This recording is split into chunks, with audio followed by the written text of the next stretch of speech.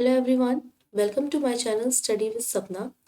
आज हम अकाउंटिंग के पीवाईक्यूज का पार्ट 2 करने वाले हैं, जिसमें हम जनवरी 2019 के क्वेश्चंस को कवर करेंगे। इससे पहले अगर आपने पार्ट फर्स्ट नहीं देखा है तो आप डिस्क्रिप्शन बॉक्स में आपको लिंक मिल जाएगा, उससे जाके पढ़ सकते हैं। सबसे पहला क्वेश्चन देखते हैं। As per format of balance sheet prescribed as per schedule 3 of companies act, capital work in progress कौन से हेडिंग में आता है, ये आपसे क्वेश्चन पूछा गया है। देखिए, कैपिटल वर्क इन प्रोग्रेस मतलब सबसे पहले बात तो कर रहा है कैपिटल की। अब वर्क इन प्रोग्रेस की ये बात कर रहा है तो आप खुद सोचिए, वर्क इन प्रोग्रेस मतलब कोई भी काम जो थोड़ा लेट चल रहा है, मतलब किसी काम को करने में अगर आपको टाइम लग रहा है तो ऑब्वियसली वो क्या है, लॉन्ग टर्म है। अब आप उसे एक दिन में तो कंप्लीट नहीं कर सकते। तो वर्क इन प्रोग्रेस किसके अंदर आता है, कौन सी हेडिंग के अंदर आता है, ये आता है आपके फिक्स एसेट की हेडिंग के अंदर। नेक्स्ट है आपका provision for depreciation. Provision for depreciation आपका क्या है? Provision for depreciation charge against profit है, क्योंकि ये आपको चार्ज करना ही होता है, वेदर आपको प्रॉफिट हो या ना हो। डेप्रिसिएशन आपको आपकी मशीनरी में लगाना ही होता है, ठीक है। उसके बाद नेक्स्ट क्वेश्चन हमारे पास, नेक्स्ट स्लाइड है, एक मिनट, यहाँ पर थोड़ा, ये हमारे पास नेक्स्ट क्वेश्चन है।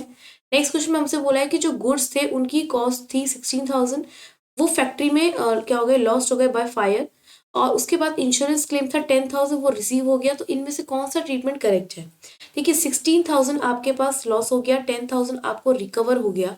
इसका मतलब आपका जो एकदम से लॉस हुआ वो एक्चुअली में 6,000 का हुआ, क्योंकि 10,000 तो आप रिकवर कर चुके हैं। सो यहाँ पर आपके पास जो रेवेन्यू एक्सपेंडिचर है वो कितना हो जाएगा, 6,000, ठीक है। 10,000 तो आपको मिल गए ना, वो आपका इंश्योरेंस रिकवर्ड की एंट्री में आ जाएगा। तो आपका जो एक्सपेंडिचर हुआ एक्चुअल में, रेवेन्यू एक्सपेंडिचर जो हुआ वो कितना हुआ, 6,000। तो this will be your right answer. उसके बाद बात करते हैं नेक्स्ट क्वेश्चन की। तो यहाँ पर in the books of accounts of Rajkumar for the year ending 2018 goods return किए सुनीता को, जिसकी वैल्यू थी 650, गलती से आपने अनिता के अकाउंट में डाल दिया। कि पहले आपने एंट्री जो करनी थी वो आपने करनी थी Sunita account debit to purchase return, लेकिन जो आपने एंट्री कर दी वो कर दिया आपने अनीता टू परचेज रिटर्न, है ना। ये आपने गलत एंट्री कर दिया, आपने गलती से कहाँ डाल दिया, वो अनीता के अकाउंट में डाल दिया। तो अब आप इसे रेक्टिफाई कैसे करेंगे? परचेज रिटर्न से परचेज रिटर्न कैंसिल कर दीजिए, एंट्री क्या बचाएगी, Sunita account debit to Anita account, amount same आ जाएगी आपकी 650 रुपीज। नेक्स्ट है आपका जो डिस्काउंट अलाउड है, एक मिनट, यहाँ पर बोला है कि डिस्काउंट अलाउड होता है, वो किस लिए होता है, जब फॉर प्रॉम्प्ट पेमेंट आपको मिलती है तो उसे हम क्या कहते हैं, उसे हम कैश डिस्काउंट कहते हैं। आपके पास दो तरीके का डिस्काउंट होता है, एक होता है कैश, एक होता है ट्रेड। कैश डिस्काउंट होता है जो आपको कब मिलता है, जब आप प्रॉम्प्ट पेमेंट करते हैं, और ट्रेड डिस्काउंट कब मिलता है, जब आप बल्क में सामान को खरीदते हैं, ठीक है। नेक्स्ट क्वेश्चन है, Mrs Gupta shows bank balance as per passbook 8700 का बैंक बैलेंस शो हो रहा है पासबुक में। कैश विड्रॉल किया है बैंक से 4500 का, लेकिन गलती से आपने उसे 450 रिकॉर्ड कर दिया, ठीक है। तो देखिए यहाँ पर आप देखिए, आपको दिक्कत दिखेगी, आपको 4500 रिकॉर्ड करना था, लेकिन आपने गलती से 450 रिकॉर्ड कर दिया। अगर आप सीधे सीधे क्वेश्चन करें तो 4500 विड्रॉ हो चुका है, तो ये पैसा तो आपका जा चुका है, ठीक है। तो यहाँ पर जब आप क्वेश्चन को चेक करेंगे तो इसको ये पैसा जा चुका है, लेकिन आपको ये कैश बुक से गया, पासबुक में अभी तक मेंटेन है, तो आपको वापस से कैश बुक में ऐड करना पड़ेगा, ताकि आप दोनों बैलेंसेस को बराबर दिखा सके, ठीक है।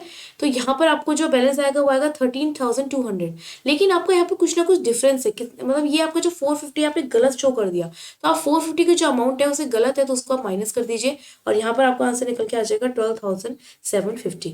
या फिर आप इसे दूसरे तरीके से भी कर सकते हैं कि सीधा सीधा आप डिफरेंस लेके उसको माइनस भी कर सकते हैं। नेक्स्ट क्वेश्चन है कि कंपनी के अकॉर्डिंग, कंपनी के 2013 स्केड्यूल 3 के अकॉर्डिंग कौन सी ऐसी चीज है जो ड्राफ्ट्स के अंदर आती है, कौन सी, यहाँ पर देखिए, जो पास है उन ड्राफ्ट्स को डैश शीर्षक में के तहत दर्शाया जाता है। कंपनी अधिनियम 2013 के अनुसूची 13 के अनुसार निर्धारित तुलन पत्र, जहां पर आप तुलना करते हैं कि बैलेंस शीट की बात कर रहा है, जो पास है उन ड्राफ्ट्स को कौन से में हेड में शो किया जाता है। पास है का मतलब कि जिनको आप बहुत जल्दी कन्वर्ट कर सकते हैं कैश में। तो यहाँ पर सिंपल आपका आंसर जाए कैश एंड कैश इक्विवेलेंट्स, नगदी और नगदी समतुल्य। नेक्स्ट है, as per format of balance sheet prescribed as schedule 3 of companies act 2013 intangible assets कौन से हेडिंग के अंदर आते हैं? तो इनटेंजिबल एसेट्स आपके आते हैं फिक्स्ड एसेट्स के अंदर, क्योंकि नॉन करेंट होते हैं, नॉन करेंट के अंदर ये फिक्स्ड एसेट्स के अंदर आपके शो किए जाते हैं। नेक्स्ट है, इनमें से कौन सा एंड इसमें से कौन सा आपका डेप्रिसिएशन का फॉर्मूला, तो हमने पढ़ा था कि डेप्रिसिएशन का फॉर्मूला क्या होता है, ओरिजिनल कॉस्ट उसमें से माइनस कर दे उसकी सैल्वेज वैल्यू और डिवाइड कर दे कि कितना यूजफुल ईयर्स उसका रहने वाला है। तो ये आपका आंसर आ जाएगा original cost minus estimated salvage value divide by estimated useful life. Next question है आपके पास कि सब्सक्रिप्शन ड्यूरिंग द ईयर आपको रिसीव हुआ है 2,45,000 का, ठीक है, जिसमें 20,000 इंक्लूड है 2016 का। एक बार के इस पॉइंट को आप छोड़ देंगे। 15,000 जो है वो 2018 का है, तो आने वाले साल का है, तो इसे लेस कर दीजिए। नेक्स्ट कह रहे हैं सब्सक्रिप्शन ड्यू है बट अभी तक रिसीव नहीं हुआ, मतलब आउटस्टैंडिंग है 19,000। तो 19,000 ये इसी साल का आउटस्टैंडिंग है, तो इसे वापस से ऐड कर दीजिए क्योंकि 2017 का है। और बोला है कि 2016 में जो रिसीव हुआ था पैसा वो 2017 का रिसीव हुआ था 18,400। तो ये आपको याद ध्यान होगा 2016 में हम 20,000 ऑलरेडी रिसीव कर चुके थे, जिसमें से 18,400 2017 का था एडवांस, ठीक है। तो एक्चुअल में अभी आपके पास कितना आउटस्टैंडिंग है 1600 एक तरह से आपके एडवांस आ रखा है एक्स्ट्रा, तो 1600 आप यहाँ से माइनस कर देंगे और ये आपका आंसर आ जाएगा 2,47,400, ठीक है। नेक्स्ट क्वेश्चन है which of the following is required while doing vouching. जब वाउचिंग करते हैं तो आपको किस चीज की जरूरत होती है, तो देखिए यहाँ पे आपको बैंक स्टेटमेंट की जरूरत पड़ेगी, सैलरी रजिस्टर की जरूरत नहीं पड़ेगी आपको, सैलरी रजिस्टर की जरूरत नहीं पड़ेगी, हाँ। नेक्स्ट आपको बीआरएस स्टेटमेंट की जरूरत पड़ेगी, लेकिन आपको स्टॉक रजिस्टर की जरूरत नहीं पड़ेगी। तो आपको बैंक में आपको कैश चेक करना है, तो ऑब्वियसली आपको जो बैंक से रिलेटेड आपके बुक्स ऑफ अकाउंट्स है उन्हीं को आप चेक करेंगे। तो ये आपका आंसर हो जाएगा option number first and third, यानी कि आंसर नंबर 3। नेक्स्ट क्वेश्चन है प्रॉफिट मार्जिन है 20% ऑन सेल प्राइस किसके इक्विवेलेंट होगा कॉस्ट प्राइस के। तो देखिए यहाँ पे सिंपल सा आप एग्जांपल लीजिए, यहाँ पे प्रॉफिट कह रहा है 20% है, प्रॉफिट 20% है, हमें पता है हम सीपी में कुछ ऐड करते हैं तभी वो एसपी बनता है। तो 20 अगर प्रॉफिट है तो ऑब्वियसली सीपी कितना होगा 80 और एसपी कितना बन जाएगा 100। अब यहाँ पर उसने पूछा है कि प्रॉफिट कॉस्ट प्राइस का कितना परसेंट होगा, यानी कि मुझे प्रॉफिट अपॉन कॉस्ट प्राइस लेना है। तो प्रॉफिट कितना है मेरे पास, प्रॉफिट आया है मेरे पास 20, कॉस्ट प्राइस है 80। जब आप इसको सॉल्व करेंगे कितना आएगा 1/4 इंटू 100 करेंगे तो ये कितना आ जाएगा आपके पास 25%। तो आपका आंसर हो जाएगा 25%। नेक्स्ट है हमारे पास अगर रमेश बिल ड्रॉ कर रहा है सुरेश पर 1 मार्च 2017 को 2 महीने के लिए, तो 2 महीने के लिए कर रहा है 10,000 का और बोला है एक्सेप्टेंस की डेट 6 तारीख है, तो कौन सी डेट पे बिल आपका मेच्योर होगा। तो हमें पता है कि 3 दिन हमें ग्रेस के ऐड करने पड़ते हैं, तो ये आ जाएगा आपका 6 + 3 9 और यहाँ पे मंथ चेंज जाएगा क्योंकि 2 महीने बाद बोल रहे हैं, तो 3 मार्च के बाद आप कहाँ पहुंच जाएंगे मई के महीने में, तो 9 मई 2017। नेक्स्ट इनमें से कौन सा वाउचिंग के करते टाइम, वाउचिंग परचेज रिटर्न करते टाइम आपको जरूरत नहीं होता। तो देखिए जब आप परचेज रिटर्न करेंगे तो परचेज रिटर्न बुक को तो देखेंगे ही, डेबिट नोट को देखेंगे क्योंकि परचेज रिटर्न हो रहा है, कट ऑफ पॉइंट्स को भी चेक करेंगे, लेकिन क्रेडिट नोट को क्या मतलब है, क्रेडिट नोट तो आप सेल्स के टाइम पे देखेंगे ना। तो ये आपका क्या हो जाएगा करेक्ट आंसर हो जाएगा। नेक्स्ट है इनमें से कौन सा है जो money received against share warrant जो है कौन सी हेडिंग के अंदर आता है, तो ये आपको पता है शेयर होल्डर फंड के अंदर आता है, शेयर होल्डर फंड के अंदर आता है, ये वाली हेडिंग आती है यहाँ पे money receive against share warrants. Next है स्टेट लेड मेथड के बारे में कौन सी बातें करेक्ट है, it is easy to use बिल्कुल सही है, अकाउंटिंग स्टैंडर्ड 6 के अंदर आता है बिल्कुल सही है, it realistic matches cost with revenue बिल्कुल सही है, it takes into consideration by interest on amount invested in fixed asset, ये तो हमने कहीं नहीं पढ़ा, this method is recognised by income tax act 1961, ये भी नहीं पढ़ा। तो जो शुरू के 3 ऑप्शन है वो आपके करेक्ट आंसर हो जाएंगे। Next double entry system of book keeping क्या कहता है, सिंपल वो कहता है कि इक्वल डेबिट और क्रेडिट होना चाहिए, जो एंट्री डेबिट में हो रही है वो क्रेडिट में होनी चाहिए क्योंकि दोनों ही एक दूसरे को इफेक्ट करती हैं। अच्छा अगर आपने 7650 को डेबिट करना था पर्सनल अकाउंट में, लेकिन उसे 7650 का आपने 6750 कर दिया, तो यहाँ पर जो आपने करा ये अमाउंट की गड़बड़ करी। तो जब भी अमाउंट की गड़बड़ होती है तो हम उसे कहते हैं आपका एरर ऑफ कमीशन। नेक्स्ट हमारे पास कि पीयूष ने बिल ड्रॉ कर, अरुण ने पीयूष के ऊपर बिल ड्रॉ करा है 3 महीने का, 16/7 तारीख से स्टार्ट हुआ था, 19 अक्टूबर को ड्यू डेट आनी थी लेकिन उस दिन सडन हॉलीडे पड़ गया। तो हमने पढ़ा है जब भी सडन हॉलीडे पड़ जाए तो उसके नेक्स्ट डे पे डेट क्या बिल क्या हो जाता है मेच्योर हो जाता है। तो 19 के बाद नेक्स्ट डेट क्या आएगी हमारी 20 अक्टूबर 2018। बीआरएस जो होता है वो क्या रिकंसाइल करता है, वो कैश बुक का बैंक बैलेंस और पासबुक का जो है बैलेंस उसको क्या करता है रिकंसाइल करता है। नेक्स्ट इनमें से कौन सी एंट्री सही होगी, अगर क्या किया गया है श्याम लिमिटेड ने परचेज रिटर्न किया 1000 का, लेकिन गलती से उसे आपने परचेज डे बुक में शो कर दिया। तो देखिए गलती कर दी आपने यहाँ पर, तो आपने नॉर्मल एंट्री क्या करनी थी, जो भी क्रेडिटर है उसका नाम टू परचेज रिटर्न करनी थी, लेकिन आपने गलती से परचेज में शो कर दी। ठीक है, तो यहाँ पर आपकी एंट्री क्या बन जाएगी, creditor account debit purchase return account to purchases account. तो हम यहाँ पे 1000 कर देंगे और यहाँ पे 2000 का, क्योंकि आपने 2 बार एंट्री कर दी, परचेज डे बुक में पोस्ट कर दिया उसे, ठीक है, परचेज डेट में करने की जगह परचेज डे बुक में शो कर दिया, तो आप इसको इस तरीके से करेक्ट करेंगे। नेक्स्ट इनमें से कौन सी इक्वेशन सही है भाई, ये तो आपका फेवरेट क्वेश्चन होना चाहिए। एसेट इक्वल्स टू लायबिलिटीज, ये प्लस का साइन है, इक्विटीज यहाँ पे आप कैपिटल भी कह सकते हैं, सेम चीज है। निम्न में से कौन सा कथन सही है, देखिए यहाँ पे त्रुटि और धोखाधड़ी, धोखाधड़ी का मतलब होता है फ्रॉड, ठीक है, त्रुटि मतलब होता है एरर, दोनों में डिफरेंस है, दोनों अलग अलग चीजें हैं। फ्रॉड आप जानबूझ के करते हैं, एरर आपकी बाय मिस्टेक हो जाता है, तो यहाँ पे दोनों ही शब्द का अलग अलग मीनिंग है, ये आपका करेक्ट स्टेटमेंट हो जाएगा। नेक्स्ट क्वेश्चन, इनमें से कौन सा हैवी एक्सपेंडिचर पे जब खर्चा करते हैं तो इनमें से कौन से को हम एक्सपेंडिचर कहते हैं, तो देखिए एडवर्टाइजमेंट पे जब भी खर्चा होता है तो ये लॉन्ग टर्म के लिए होता है, तो इसका आंसर होगा हमेशा डिफर्ड रेवेन्यू एक्सपेंडिचर, जो लॉन्ग टर्म के लिए किए जाते हैं। कॉस्ट ऑफ गुड्स सोल्ड का फॉर्मूला उसने पूछा है, तो हमें पता है ट्रेडिंग अकाउंट हमें याद है, opening stock plus purchase minus closing stock और डायरेक्ट एक्सपेंसेस को ऐड कर दिया जाता है। नेक्स्ट हमारे पास अगर हम एक्स लिमिटेड की बुक के अकॉर्डिंग देखिए, कैपिटल हमारे पास एट द एंड दे रखी है 21,500, मतलब ये क्लोजिंग कैपिटल है।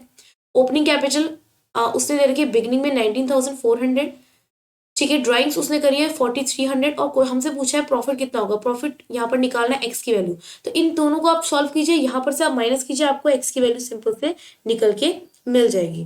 तो जब भी आप इसको सॉल्व करेंगे तो देखिए यहाँ पे एक्स की वैल्यू निकल जाएगी, इसको माइनस करेंगे तो आंसर आ जाएगा आपका 6,400। नेक्स्ट क्वेश्चन है, बैलेंस की पासबुक में 10,000 का बैलेंस दिया है, 2,000 डिविडेंड का कलेक्ट कर लिया बैंक ने, लेकिन वो अभी तक कैश बुक में एंटर नहीं हुआ है, कैश बुक में उन्होंने गलती से एंटर कर दिया 200 का, तो देख रहे हैं आप यहाँ पे कुछ मिस्टेक हो गई, यहाँ पे 2,000 करना था लेकिन 200 हो गया, तो या तो आप क्या करो अलग अलग कर लो या डिफरेंस ले लो, डिफरेंस कितना आ रहा है 1,800 का, और 1,800 का डिफरेंस यहाँ पे सीधा माइनस कर दो, तो कितना आ जाएगा आपका आंसर 8,200। नेक्स्ट है अकाउंटिंग ईयर, अकाउंटिंग ईयर में कंपनी की बिगिनिंग में जो आपने मशीनरी खरीदी थी वो 2.5 लाख की खरीदी थी, इंस्टॉलेशन चार्ज 5,000 गए थे, तो उसको ऐड कर देंगे, तो यानी कि आपकी मशीनरी कितनी हो गई 2,55,000 की। अब इसमें एस्टिमेटेड जो स्क्रैप गया वो 10,000 का गया, 10,000 माइनस कर दीजिए, कितना आएगा 2,45,000, और 5,000 इसका लाइफ है एक्सपेक्टेड, तो 5,000 से 5 से डिवाइड कर दीजिए, आप सॉल्व करेंगे तो आपका आंसर आ जाएगा 49,000। देखिए बहुत ईजी क्वेश्चन है, सारे कंसेप्ट हमने पढ़े हुए हैं, आपने सिंपली कंसेप्ट को फॉलो करना है, आपको आंसर मिल जाएंगे। नेक्स्ट बोला है 50,000 किसी भी सिनेमा हॉल की कैपेसिटी को इंक्रीज करने के लिए खर्च किए गए, तो जब भी आप किसी की कैपेसिटी को इंक्रीज करने के लिए खर्च करते हैं तो उस एक्सपेंडिचर को हम कहते हैं कैपिटल एक्सपेंडिचर, ठीक है। नेक्स्ट क्वेश्चन है, कंपनी की कौन से हेड के अंदर आएगा, जहां पर तुलना पत्र में जहां पे बकाया शेयर जो अभी तक शेयर रह चुका है उनकी अमाउंट जब रिसीव करेंगे तो वो कहेगा, तो हमारा आता है रिजर्व एंड सरप्लस में, ठीक है, तो ये आ जाएगा इसका आंसर आरक्षित निधि एंड अधिशेष। अब कैश परचेज वाउचिंग करते टाइम किस चीज की जरूरत पड़ेगी, ऑब्वियसली कैश बुक में जो पेमेंट की गई है वो सारी चीजों को आपको वाउच करने की जरूरत पड़ेगी, तो ये बाकी के 3 ऑप्शंस गलत हो जाएंगे। नेक्स्ट है बैलेंस शीट की फॉर्मेट के अकॉर्डिंग माइनिंग राइट्स, देखो माइनिंग राइट्स क्या होते हैं, हमारे कॉपीराइट्स वगैरह इनकी बात करें तो ऑब्वियसली ये कहाएंगे हमारे इंटेंजिबल एसेट्स के अंदर। बीआरएस जो है वो बीआरएस किन चीजों को बैलेंस करता है, तो बैलेंस में हम किसी भी चीज का स्टार्ट कर सकते हैं, कमेंट्स करता है किसी भी चीज से स्टार्ट कर सकते हैं, कैश बुक भी हो सकती है हमारी, पासबुक भी हो सकती है। अब एरर ऑफ ओमिशन पूछे, एरर ऑफ ओमिशन का मतलब क्या है, सिंपल आप कोई भी ट्रांजेक्शन को रिकॉर्ड करना भूल गए, रिकॉर्ड ही नहीं किया, वो क्या आ जाएगा एरर ऑफ ओमिशन। नेक्स्ट है प्रीपेड इंश्योरेंस का ओपनिंग बैलेंस था 10,000, ड्यूरिंग द ईयर 1/5 एक्सपायर हो गया, तो 10,000 का 1/5 कितना हो गया 2,000 एक्सपायर, तो एडजस्टमेंट एंट्री कहाँ पे क्रिएट होगी, देखो 2,000 आप एडजस्ट करें तो कहाँ जाएगी, ऑब्वियसली प्रीपेड इंश्योरेंस अकाउंट के अंदर। नेक्स्ट है 10 लाख, मिस्टर विनोद ने 10 lakh from an issue of further shares issue करके 10 लाख क्या करे हैं अमाउंट कलेक्ट किया है, उसमें कुछ एक्सपेंसेस हुए 10,000 के, तो पूछा है कि अब ट्रांजेक्शन को आप कैसे शो करेंगे, तो देखिए 10 लाख तो आपका एक बार पैसा आ गया तो वो क्या हो जाएगा आपका कैपिटल रिसीव, लेकिन 10,000 है जो आपने एक बार खर्चा किया जिसका बेनिफिट आपको लॉन्ग टर्म के लिए होगा, तो वो क्या हो जाएगा आपका डिफर्ड रेवेन्यू एक्सपेंडिचर। नेक्स्ट है बैलेंस में 5,000 का बैलेंस शो हो रहा है, 3,000 कैश बुक में 5,000 कैश बुक में शो हो रहा है, 3,000 कैश बुक में एंटर करने थे कि हमने पे कर दिए, 3,000 कैश बुक में थे कि पे कर दिए, लेकिन बैंक वालों ने अभी तक रिकॉर्ड नहीं किया, तो बैंक में कितना बैलेंस होगा, देखिए बैंक से तो पैसे कट गए ना, तो बैंक में आपको बैलेंस जो होगा वो बैंक में तो पूरा का पूरा दिखाएगा, ठीक है, यहाँ पे सिंपल आप 5,000 में से 3,000 माइनस कर देंगे तो आपका बैलेंस कितना आ जाएगा 2,000, ओके। नेक्स्ट है हमारे पास error of commission, error of commission क्या होता है, जब आपने गलती से किसी अमाउंट को कुछ गलत अमाउंट से पोस्ट कर दिया, purchase of 7,400 was wrongly posted, post गलत कर दिया, तो उसे कहते हैं एरर ऑफ ओमिशन। अगर आप कैश सेल करें तो इनमें से आपको किस चीज की जरूरत नहीं पड़ेगी, कैश मेमो की जरूरत पड़ेगी, काउंटर फॉइल या फिर पे स्लिप की जरूरत पड़ेगी, क्योंकि कैश की बात कर रहा है, कैश बुक एग्जामिन करने की भी जरूरत पड़ेगी, लेकिन क्रेडिट सेल और डेटर लेजर को एग्जामिन करने की जरूरत नहीं पड़ेगी क्योंकि क्रेडिट की ट्रांजेक्शन है, ठीक है। हम एक कैश सेल की बात कर रहे हैं तो ये ट्रांजेक्शन यहाँ पे नहीं आएगी। नेक्स्ट है लीगल फीस। जब आप किसी भी लैंड को एक्वायर करने के लिए पे करते हो तो उसे कहाँ डालते हो, तो लैंड अकाउंट के डेबिट में डालेंगे, ठीक है, कि जो भी उससे रिलेटेड खर्चा है वो सेम उसी के पास जाएगा। अगर आप लैंड अकाउंट बना रहे हैं तो यहाँ पे बैंक के साथ साथ लीगल फीस का भी खर्चा आएगा डेबिट साइड में। डिमिनिशिंग बैलेंस मेथड क्या बताता है, डिमिनिशिंग बैलेंस मेथड देखिए इनिशियल ईयर्स में ज्यादा होता है और धीरे धीरे क्या होता है उसकी वैल्यू रिड्यूस होती है, इसलिए हम उसे रिड्यूसिंग बैलेंस मेथड भी कहते हैं। नेक्स्ट है हमारे पास कुछ इन्फॉर्मेशन दिया है, हमें पूछा है कैश रिसीव फ्रॉम कस्टमर कितना होगा, ओपनिंग डेटर 12,000 है, क्लोजिंग 15,000 है और क्रेडिट सेल से 28,000, ठीक है। तो देखिए यहाँ पर ओपनिंग में शुरुआत में डेटर्स 12,000 है, उसके बाद क्लोजिंग डेटर्स एंड में डेटर्स कितने हैं 15,000 है।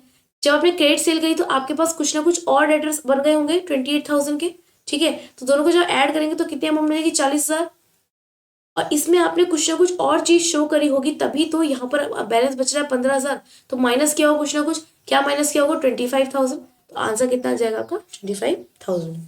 Debit balance at the end of the year क्या कैश बुक में डिपिक्ट करता है, तो कैश बुक के एंड में जब यहाँ पे बाय बैलेंस सीडी हम दिखाते हैं तो वो डिपिक्ट करता है कि कैश एट एंड कितना बचा है at the end of the year. Next आपको पूछा हुआ है फाइनेंशियल स्टेटमेंट कौन से सेक्शन के अंदर आता है, तो section number 129 schedule 3 of companies act 2013। Bill receiver एक तरह का एसेट अकाउंट है क्योंकि डेटर्स अकाउंट को रिजेंबल करता है, सेक्शन 129 ध्यान रखिएगा। अच्छा, सेल्स की वाचिंग करते टाइम आई थिंक ये क्वेश्चन रिपीट हुआ है, सेल्स की वाचिंग करते टाइम पे देखिए सेम वाचिंग वाले क्वेश्चंस कितने रिपीट हो रहे हैं। वाचिंग करते टाइम सेल्स की क्या क्या चीजें हैं जो रिक्वायर पड़ेंगी, ऑब्वियसली सेल्स अकाउंट की आपको जरूरत पड़ेगी, सेल्स इनवॉइस की आपको जरूरत पड़ेगी, कट ऑफ पॉइंट्स की आपको जरूरत पड़ेगी, numerical sequence of source document generated within organisation सबकी जरूरत पड़ेगी, तो आपका all of the above answer हो जाएगा। नेक्स्ट क्वेश्चन में आपको पूछा है अलग अलग आपको मशीनरी प्लांट फर्नीचर ये सब दे रखा है और डेप्रिसिएशन बता रखा है सब, तो टोटल डेप्रिसिएशन कितना होगा ये पूछा है। प्लांट एंड मशीन पे 20% है तो 2 लाख का 2 लाख का आपको 20% लेना है, तो ये आप ले लेंगे 40,000। उसके बाद 10% फर्नीचर का ले लेंगे, फर्नीचर हमारा 50,000 का तो 5,000, और उसके बाद बिल्डिंग बिल्डिंग का 5% बोला है तो ये कितना हो जाएगा 25,000। सबको आप ऐड करेंगे तो आपका आंसर कितना आ जाएगा 70,000। नेक्स्ट पूछा है आपको ये सारी चीजें इन्फॉर्मेशन में दी हुई हैं। नेट प्रॉफिट बिफोर कमीशन 11,000 दे रखा है और उसने बोला है कि नेट प्रॉफिट निकालना है आफ्टर चार्जिंग, तो आफ्टर चार्जिंग 10/110 जब आप करेंगे सॉल्व करेंगे तो आपका आंसर कितना आ जाएगा 1,000। देखिए कितने इजी इजी क्वेश्चन है आपके पास। नेक्स्ट है अगेन परचेज को अगर आपको वाउच करना है तो आपको क्या क्या डॉक्यूमेंट की जरूरत पड़ेगी, सेल्स बुक की जरूरत पड़ेगी, परचेज बुक की जरूरत पड़ेगी और उसके बाद आपको न्यूमेरिकल सीक्वेंस ट्रांजेक्शन की जरूरत पड़ेगी, लेकिन परचेज इनवॉइसेस की आपको जरूरत नहीं पड़ेगी, ठीक है। तो इसका आंसर हो जाएगा 1, 2 एंड 4। नेक्स्ट है टैक्स एक्सपेंसेस को कौन सी 2 कैटेगरी में लिखा जाता है, जब आप कंपनीज एक्ट की बैलेंस शीट को P&L को प्रिपेयर करते हैं तो हमेशा 2 चीजें उसके अंदर आती है, current tax and deferred tax, तो ध्यान रखिएगा ये इंपॉर्टेंट पॉइंट को। नेक्स्ट है हमारे पास जो हमारा इनकम एक्सपेंडिचर है वो क्या शो करता है, तो इनकम एक्सपेंडिचर हमारे सिर्फ और सिर्फ रेवेन्यू नेचर के आइटम को शो करता है, क्योंकि कैपिटल नेचर के आइटम्स तो हमारे कहाँ जाते हैं बैलेंस शीट में जाते हैं, और ये सिर्फ करंट अकाउंटिंग पीरियड की बात करता है, जो भी करंट अकाउंटिंग पीरियड में ट्रांजेक्शन हुई है सिर्फ ये उन्हीं को रिकॉर्ड करता है, उसके अलावा रिकॉर्ड नहीं करता है। सेल्फ बैलेंसिंग सिस्टम में हम डेटर अकाउंट भी मेंटेन कर सकते हैं, लेजर का क्रेडिटर भी कर सकते हैं, मेन लेजर भी कर सकते हैं। ये क्वेश्चन हमने पहले भी किया है कि डेटर क्रेडिटर और मेन लेजर भी आएगा। नेक्स्ट है कि जब हम सारे रिकॉर्ड को सेपरेटली मेंटेन करें तो उसको हम क्या कहते हैं, उसको इंडिपेंडेंट ब्रांच कहते हैं, क्योंकि डिपेंडेंट ब्रांच तो अपना मेंटेन नहीं करती क्योंकि वो हेड ऑफिस पे डिपेंड करती है, और इंडिपेंडेंट ब्रांच अपने सारे अकाउंट्स को सेपरेटली मेंटेन करती है। नेक्स्ट यहाँ पे आपके पास क्वेश्चन है एज पर पासबुक आपको निकालना है, कैश बुक का बैलेंस दिया हुआ है, सबसे पहले ले लीजिए 7,300, ठीक है। नेक्स्ट यहाँ पे चेक पे कर दिया है बैंक में, लेकिन अभी तक यहाँ पर आपको चेक पे हो गया है लेकिन अभी तक आपने उसे क्या नहीं किया है, क्रेडिट नहीं किया है, ठीक है। तो चेक पे हो गया लेकिन अभी तक आपने उसे क्रेडिट नहीं किया है, तो 3,400 ये ले लीजिए, ठीक है। फिर चेक इश्यू हो गया लेकिन अभी तक पेमेंट नहीं किया है 450, और उसके बाद बैंक चार्जेस डेबिट हो गए हैं पासबुक में तो यहाँ पे 750, और लास्ट में आ रहा है बैलेंस 3,000। जब आप इन सबको सॉल्व करेंगे तो आपका सिंपली आंसर कितना आ जाएगा 7,320, ठीक है। आपको सिंपल इनको प्लस माइनस करना है, जो चीज क्रेडिट नहीं हुई है, ठीक है, तो उसको 3,400 माइनस कर दिया। चेक इश्यू हो गया लेकिन अभी तक प्रेजेंट नहीं हुआ है तो ये ले लीजिए आपने 450, उसके बाद बैंक चार्जेस डेबिट हो गए हैं, ठीक है, पासबुक में, तो ये हो गया 70, ये प्लस होगा, ये माइनस होगा, और 3000 माइनस कर दीजिए। तो जब आप इस सबको सॉल्व करेंगे तो आपका आंसर आ जाएगा, ठीक है। उसके बाद नेक्स्ट क्वेश्चन है हमारे पास,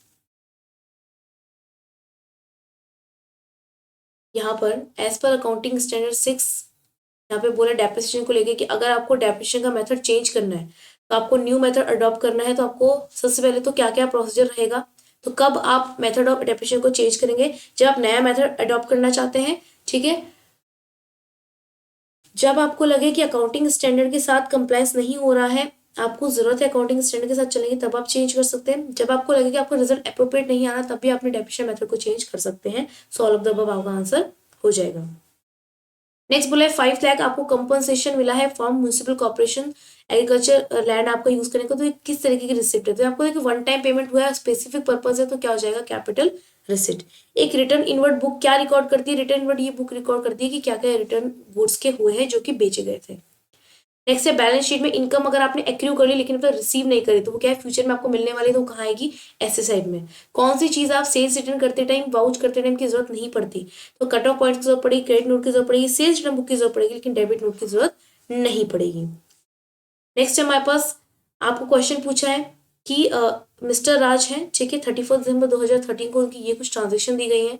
आपको सिंपल पूछा है आपको इनकम एक्सपेंडिचर में आप क्या अमाउंट को ट्रांसफर करेंगे, तो यहाँ पर देखिए एक्चुअल सैलरी कितनी है, 1,02,000, और आपका काउंटिंग है 2018 में खत्म हो रहा है, तो प्रीपेड सैलरी 2017 को आपने पे कर दिया 12,000, तो ये आपने 2018 के लिए पे किया है, ठीक है, तो ये 2018 के लिए पे किया है, फ्यूचर के लिए 12,000 ये आ जाएगा। फिर आपने ये आपने करंट ईयर के लिए पे किया है, फिर प्रीपेड सैलरी आपने पे किया 2018 के लिए, आने वाले साल के, तो इस साल से रेट नहीं है, इसे माइनस कर देंगे। आउटस्टैंडिंग सैलरी 31/12/2017 की, ठीक है, 2017 की है, प्रीवियस ईयर की तो 9,000 माइनस हो जाएगा, और 2018 करंट ईयर की तो 7,500 ये आ जाएगा। सॉल्व करेंगे तो आपका आंसर कितना आ जाएगा, 106,550, ठीक है। उसके बाद हमारे पास आता है नेक्स्ट क्वेश्चन कि in the books of Mrs Ram प्यारे परचेज 4,500 का था, जो रॉन्गली क्रेडिट कर दिया, रॉन्गली एंटर कर दिया सेल्स डे बुक में, तो सिंपल से करेक्ट कर दीजिए। आपने राम की एंट्री थी, साजन की उसमें कर दी, तो सेल्स टू राजन उल्टा एंट्री कर दीजिए, आपका आंसर करेक्ट हो जाएगा, ठीक है।